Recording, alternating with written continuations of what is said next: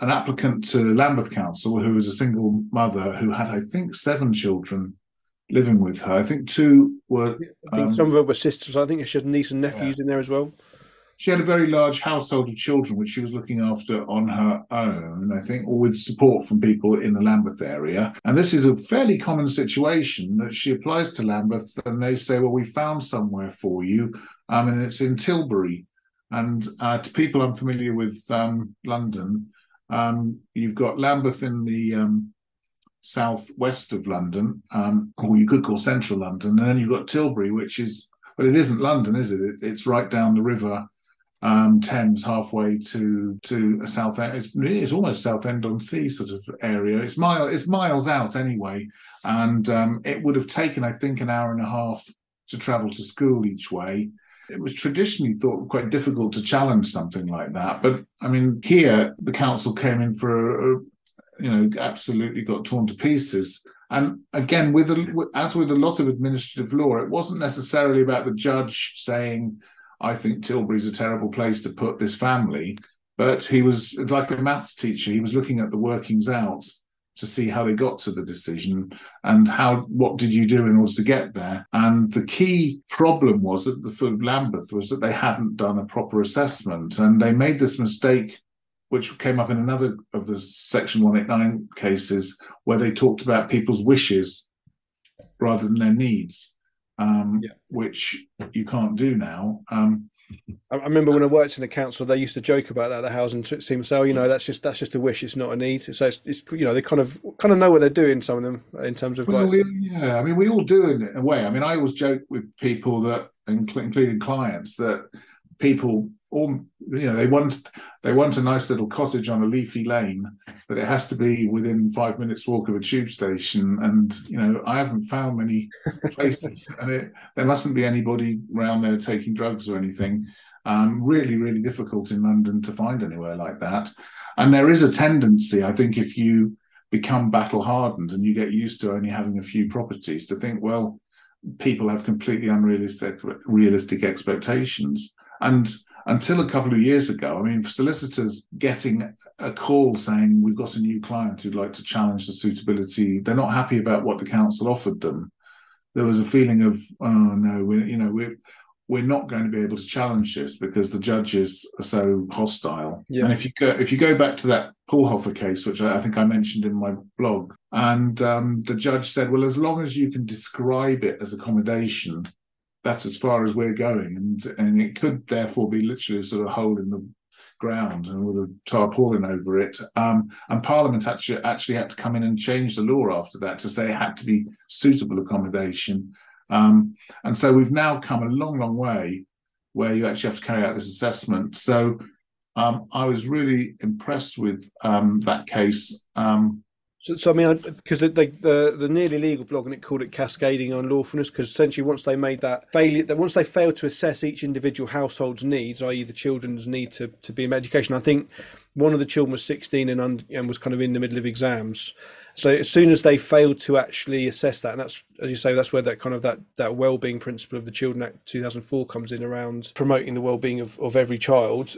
As soon as they did that wrong, they then couldn't sustain any of their further kind of decisions to house them in Tilbury. Arguably, they're stuck. They can't really do anything because there's a sort of concept within public law of irrationality, which is often used in different contexts. One of it is the sort of a decision so unreasonable that no reasonable person could make it. But another one is where another meaning of it is that you fail to have regard to relevant matters and have regard to irrelevant. But if you haven't done an assessment or you haven't made inquiries, it's arguable that any decision you make is irrational because you haven't got any data to base it on. And I think that was one of the problems Lambeth faced here, was that having not done a proper assessment, they couldn't answer any of the questions like, is it suitable? And there's a wonderful bit in the judgment where, and this shows how used the local authorities were used to getting an easy ride, because they would, there's a bit where the barrister for Lambeth invites the judge to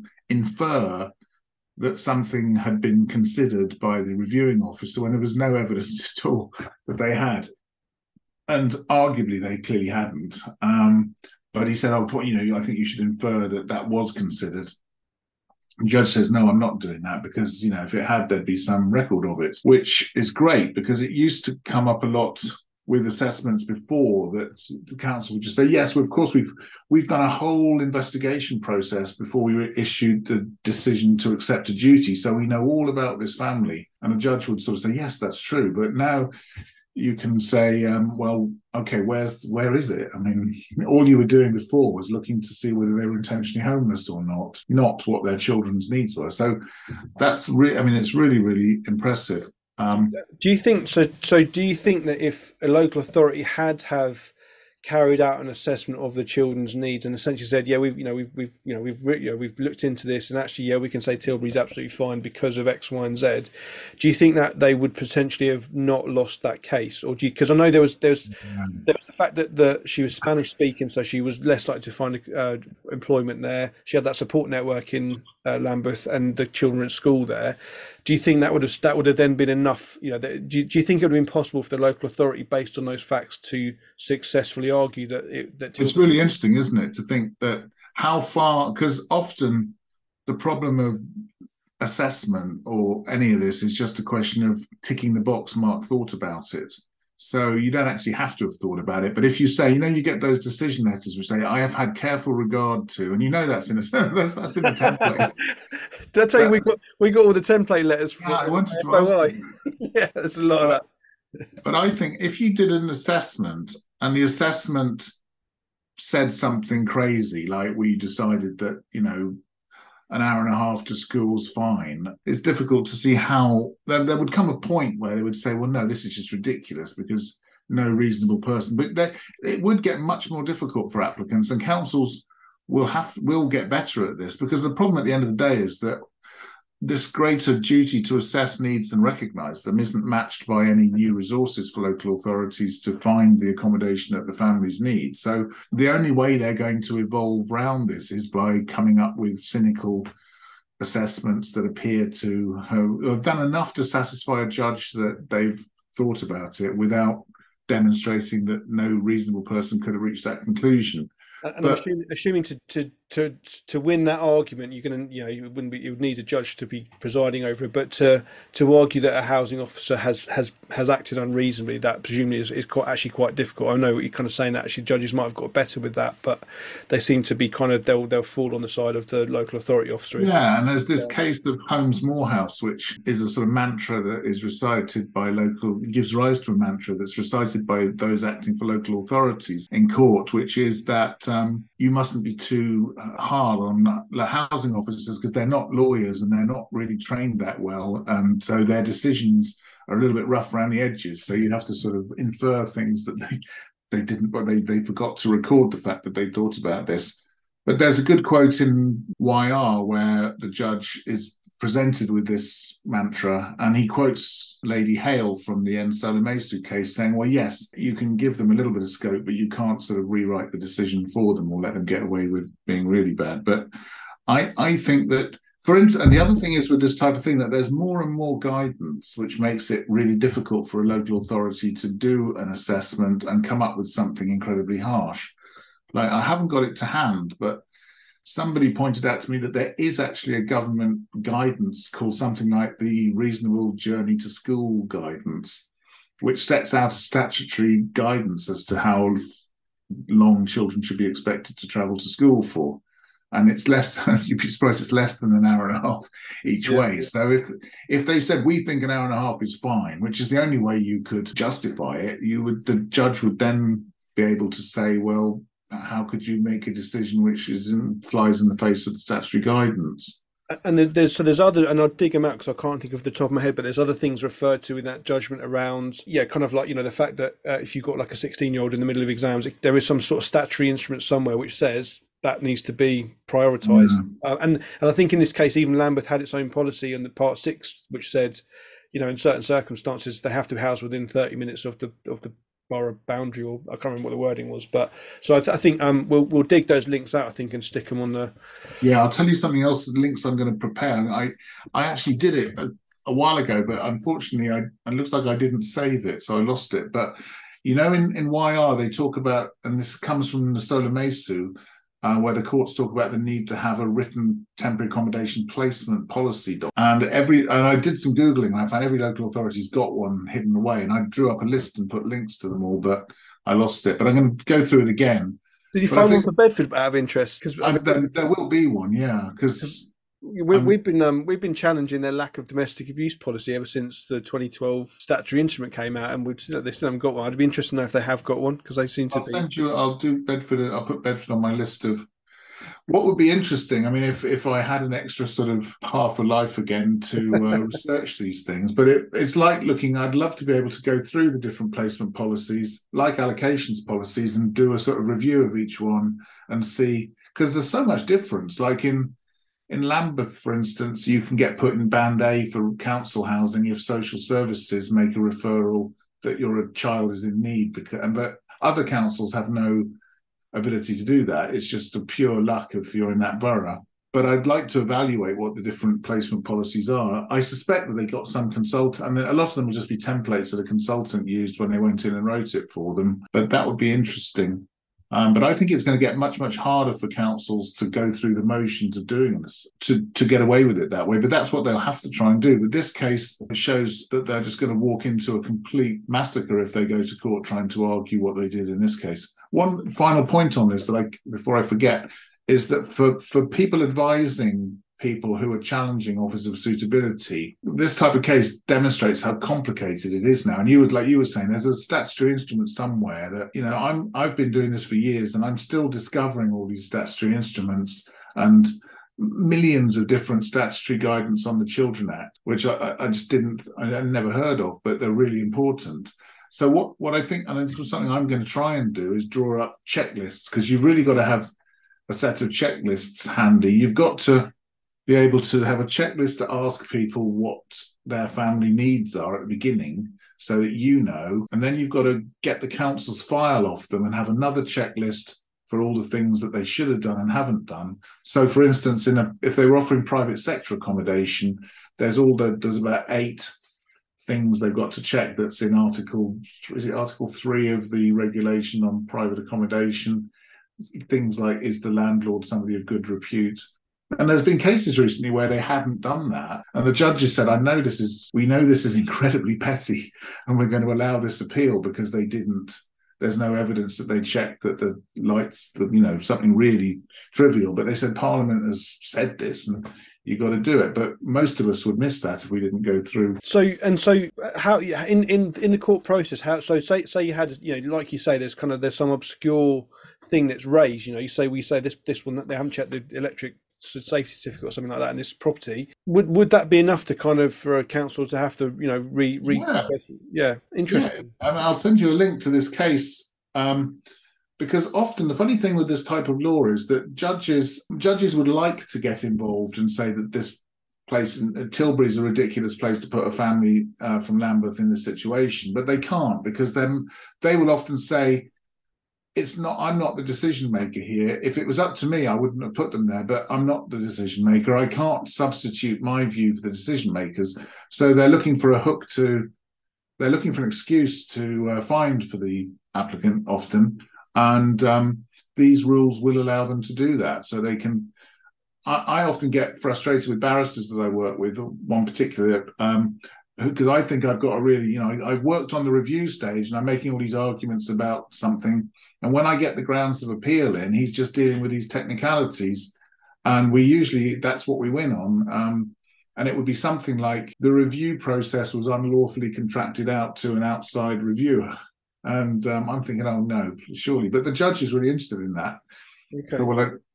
So I think, there are lots of little things there that, and the devil really is in the detail. So a question very similar to the YR case came up in the Facebook group, and so my response was to basically just stick the link in for this case. So this was I think, if my memory serves me correctly, the person had asked about a client they're working with. It was a mother and daughter, and the inference would be is that this was about Section 188 accommodation. So it sounds like they made an application, they were sofa surfing, and they'd been offered something which was 2 hours away. I can't remember the details.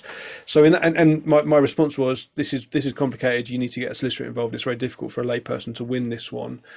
But that doesn't mean if you can't get a solicitor, you shouldn't try. But so for her, like, she needs to find a solicitor. I guess it sounds like it's important to say that this is actually something which would probably be quite easy to challenge if you are a solicitor.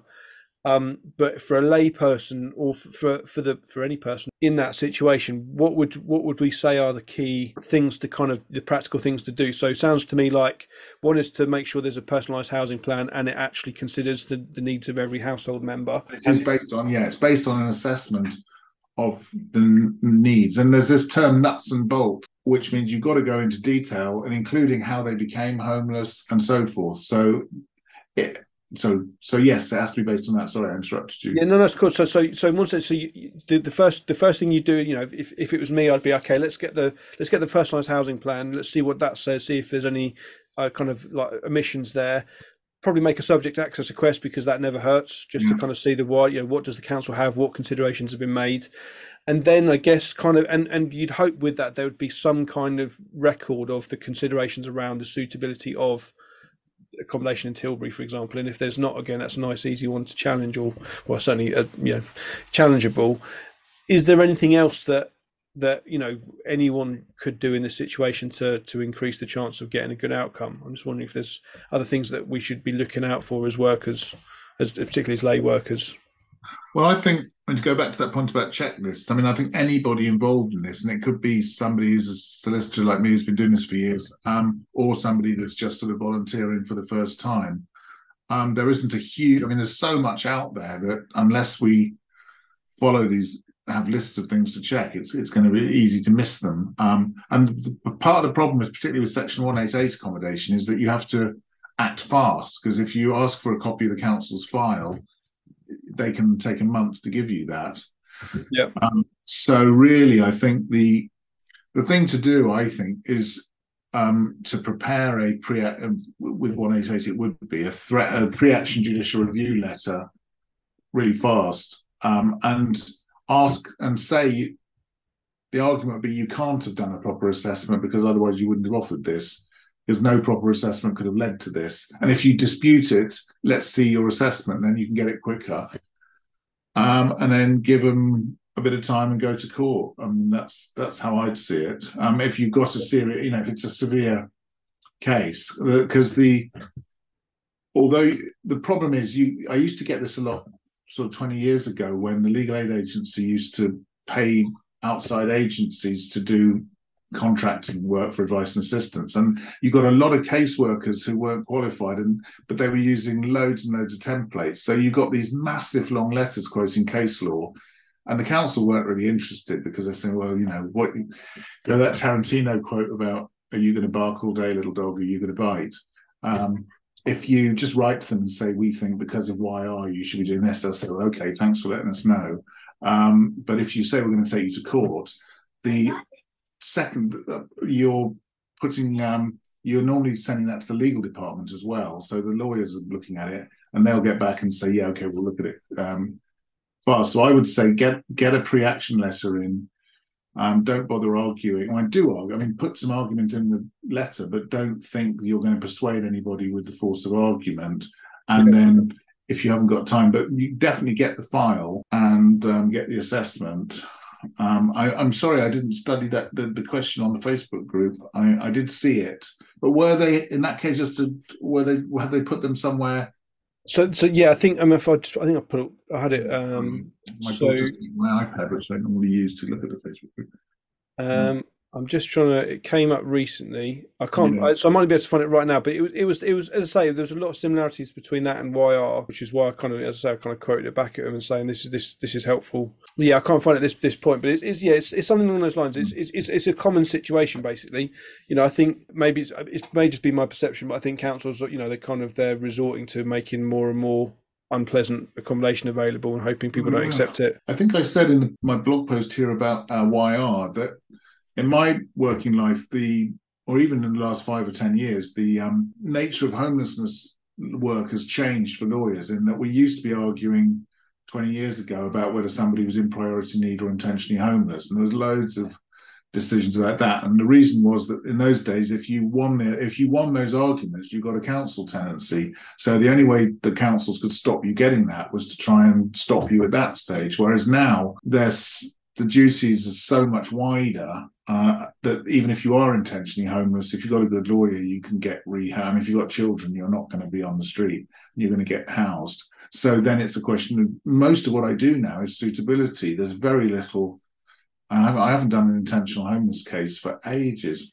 And priority need doesn't. I mean, I got one appeal at the moment, but it seems a waste of time for me, because I think the council could say, well, okay, we'll accept a duty. So, the suitability is almost all of what homelessness law now, which is good in a way, because the ridiculous idea of 20 years ago that if you had children and you happened to have made a mistake and made yourself intentionally homeless, you could all be on the street or sofa surfing forever. Because that was the other thing. Remember the concept of breaking the chain of intentionality, that it could follow you for years. Oh, you lost your last settled accommodation in 1991. So now that's all gone, but we've just got this really complicated thing that's in place, which is, the complication is good because it means that you're getting detailed analysis, but it means it's hard work for advisors, because you've got to be on the same level of detail as you're expecting the council to be. But if you are, I think it's difficult for councils to put people in really bad places. Although, like I say, I mean, every day I'm dealing with people who are almost in tears about the state of what they've been given, but you've got to sort of build the argument.